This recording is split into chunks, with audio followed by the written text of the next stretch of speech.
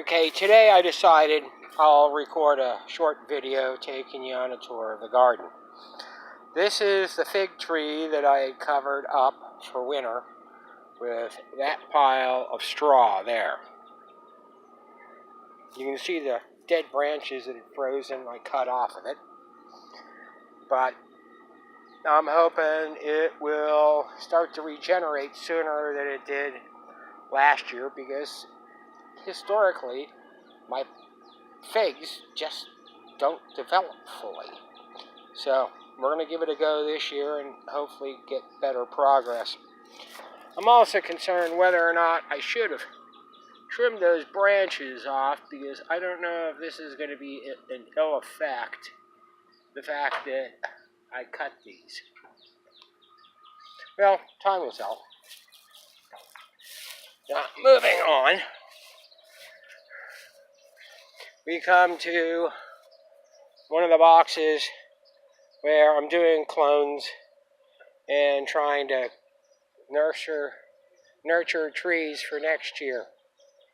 Well, here we have 3 grapevines that are varieties of seedless grapes. These were purchased as bare rootstock. This one here is doing pretty good. The other 2 barely show any signs of life. Be patient with these things. But on the other hand now, these are cuttings that I had purchased from Skill Cult this last winter. And if you look closely here, it looks like there may be a bit of a bud starting there. And even more convincing sign of a bud there. I hope that's a good sign, because I was concerned that I got them mixed up and planted them upside down. Because whenever you try to clone grapevines, it's important that you get them right side up. Now, also living in this same box are 2 English walnut trees that were purchased as bare rootstock this year, and they're leafing out nicely. Over here, we have an experiment my wife wanted to conduct, which is to see if we could get pawpaw trees to grow. And if you look at this one, it's at least giving me some leaf, which is good. On the other hand, this one over here is not as impressive, but it's another pawpaw, as the label indicates. We'll find out as time goes on. Now, moving on to our other boxes. This is a box that contains 4 different varieties of onions. In the back, we have something that is called Brunswick, apparently a red one. Then Patterson, here near the front there, that's a yellow type onion. It's supposed to be really good. This is a group of Talon type onions. And in the back we have Taloma. So some of these onions I purchased from the Ukraine just because I was looking for a wide variety of heirloom onions. In the next box over, this is where I was trying to clone fruit trees last year. Didn't have much success in that area. So we've got some Rosa onions growing here. This is just another experiment. I'm always experimenting. My better half had purchased a red cabbage that we did chemistry experiments with the girls. And after the experiment was over and it was sitting in the refrigerator, I noticed that it started to sprout some roots. I said, well, why don't I go ahead and stick it in the ground? this is a Rose of Sharon, as if I need more Rose of Sharon. And this is a chestnut tree. These were sprouts the neighbor dug up and gave to me when she found them. These should also be chestnuts. Now, what types of onions do I have over here? Oh, there we go. Variety called, and I see it in the picture.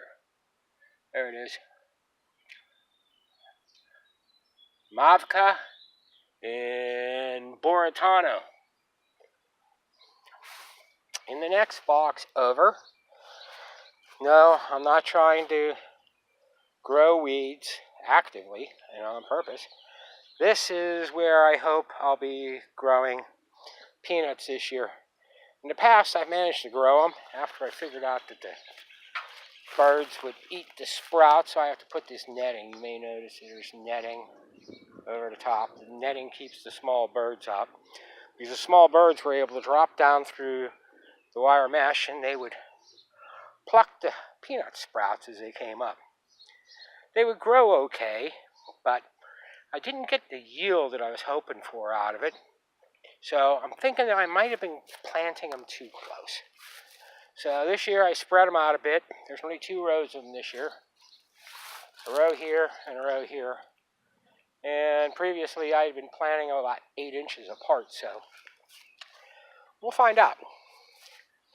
This box here is another box where I'm not trying to grow grass, but it seems to want to volunteer everywhere. It would help if we had a chance to mow the lawn more often, but this is German butterball potatoes here. To a large extent, these are growing from my seed potatoes, because the ones I purchased, I didn't end up needing them. So I ended up giving them away to a friend of my wife's who takes care of, who also does prepping and tries to grow stuff. Let me pause while I move to the other side of the garage. Alright, here on the other side of the garage, we have one of the early fruit producers. These are mulberries. The birds like them, and they produce pretty early, so they're one of the early chances of getting fruit. And this is one of my English walnuts. I have another one over in the corner, but it's not worth looking at because it got chopped by the neighbor whenever he thought he was doing me a favor and trimming the hedges. But this one here was pruned this winter, and in the end I might not end up keeping this tree, but for the time being it lets me experiment with growing it and also learning how to prune trees better. I'm actually happy with the way this one turned out with the pruning. This is my own stockpile of special mix dirt. Wonderful stuff. It's a mixture of leaf compost and mushroom manure. And over here we have blackberries. This is the one that had to be replanted this year, because you see that dead cane there? That was the blackberry that was growing here last year. It decided it wanted to give it up. Now this is the older blackberry. Not doing too badly. I'm pleased that we've got flowers developing on this one. So if I can keep Bambi off of this one, I might get some blackberries here this year too. Now, we're going to have to do some more weeding. Last year I was starting to do experiments with mulching, and I didn't put the mulch down thick enough, so that's why I've got grass growing up through it. But these are raspberries, and they are starting to get to the point where, where's that lens? There we go. Starting to produce flower, and hopefully the granddaughters will be eating those soon. They're funny. They come out in the yard with a bowl to collect raspberries and strawberries, and they return to the house with an empty bowl. But they've sure had enough raspberries and strawberries while they're out here. This is a box of red potatoes. I just weeded this one about 2 days ago. So it actually doesn't look too terribly bad. Now, one of the reasons I think I'm having good success with these gardens can be highlighted by looking at this leaf here. And if we step back and look up, we'll see that there are telephone wires running right over top of this part of the garden. So the birds volunteer to come through and fertilize it for me. This box here, to the left we have Brussels sprouts surrounded by the straw, and over to the right, this is my first attempt at growing kale. We'll see how that turns out. Now there's two different generations of the Brussels sprouts over here. The three to the left were actually started last fall, but I never took them outside, just let them sit on the front porch all winter. The one there near the center was planted early this spring. And from what I can see here, I like the effects of planting them in the fall and letting them grow on the porch all winter. All right, the next box to take a look at, you would say that, well, there's a lot of weeds in there, and I have to admit, there are a lot of weeds. But most of what you're seeing there are wild tomatoes. Actually, they were originally an heirloom variety called Heinz 4653 or something like that. But I found that if I just let a couple of the fruit lay on the ground over winter, they come up in the spring just fine. And my only question is, which ones do I keep and how many do I get rid of? I'm halfway through weeding this box. This is a box of fingerling potatoes. There's one location where the fingerlings haven't come up yet. And maybe there's another corner over here. Yep, there's two places. Because I usually try to grow the potatoes in 9 potato plants in a 4 foot by 4 foot box. So there's 2 that are missing, but the others are coming up good. This is my favorite, the Purple Vikings. And they're doing real nice. There's a couple of holes in the leaves, but provided whoever's putting the holes in the leaves don't get carried away, it doesn't bother me much. Of course, it needs weeding. Now, this box here, if you look closely, this is radishes. These are radishes that grew from the seeds that fell from the plants that I let go to seed last year. And there's quite a few there. There'd be more if I didn't munch on them every evening as I came out here to inspect the garden. So I'm going to have to pull them because they're going to bolt soon. And I should be putting more in. This is my box of broccoli. Don't let them fool you because most of those locations have 4 or 5 broccoli plants growing in each location. Like the potatoes, I try to do 9 in a 4 foot by 4 foot box. And whenever I sprouted them this spring, I had multiple seeds come up, and I just planted all of them. And I figured whichever was the best I'll keep and then get rid of the rest. This box is not only used for the young gardeners, but this is also a box of russet potatoes. Historically, the russets have been the last to come up, and that's the same this year as well. So let's take a look at this box, which is devoted to shallots. I think it's Zebrun or banana shallot or something like that. I'm trying to see if I can actually get a good yield out of the shallots. My previous attempts have failed for one reason or another. The reasons? I don't know. Okay, now this box is a mix. The larger plants down the center is one of the reasons that I decided I was going to do this video, to give you an idea of what the Egyptian walking onions look like. So they were planted last fall. They overwintered and were growing even over the winter. And here near the top, they should develop a small onion so that whenever the plant falls over, the small onion will propagate itself. In this bottom left-hand corner, these are giant onions. There's about 2 or 3 different varieties. Didn't get a whole lot of them to sprout, and I'm just curious to see what I can get out of those.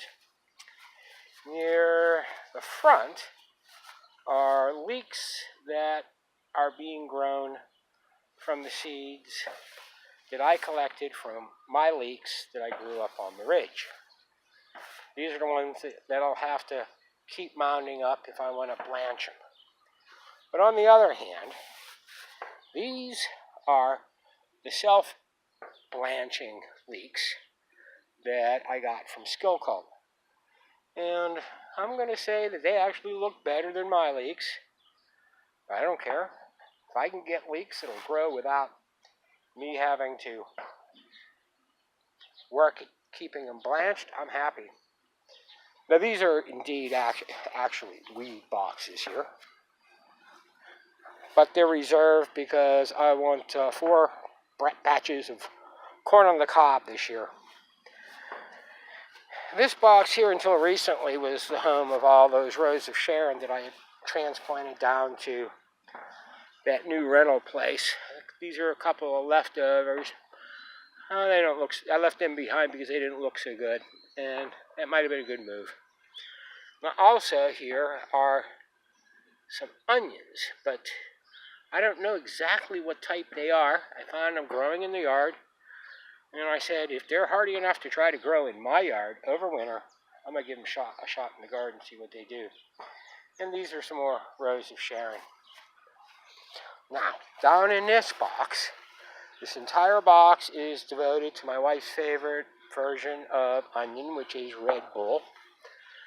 This plant here was left from last year. It overwintered, and as you can see, it's starting to develop a flower head, which is what I want. I want to collect seed from it.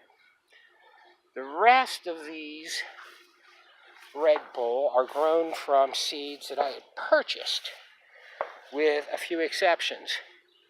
These right down here, there's a grand total of what? 5, 6 that grew from seeds I had collected. So that shows you just how hit and miss it is to try to grow seeds from a hybrid.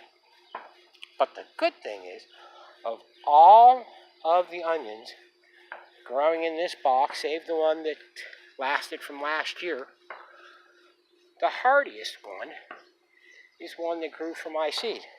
So I think I'm going to let that one go to seed and see if I can collect seed and grow seed from that. Okay, let me pause for a second while I relocate one more time. I try to end my garden tours by reviewing the strawberries. But this year, in addition to strawberries, there are blueberry flowers. So maybe I'll actually get blueberries this year. After multiple years of trying, I don't think I've gotten more than a half dozen blueberries total. But as far as the strawberries are concerned, just take a look at how many flowers there are on those plants. And this is also a demonstration of the effectiveness of the cages over the strawberries versus no cages over the strawberries. These Bambi can get at with no trouble. Underneath the cages, that's a different story. Boy, there's an ugly dandelion in the middle of that one, isn't there? But again, see, lots of flowers. So hopefully the granddaughters are going to be getting a good bit of fruit when they come to visit the yard. And like the rest of the garden, it needs weeding. But at this time of the year, I've just barely got everything in and planted and going, so weeding just doesn't fit into my schedule because I do have a real job. This is also a home of some critter. Seemed to move in there.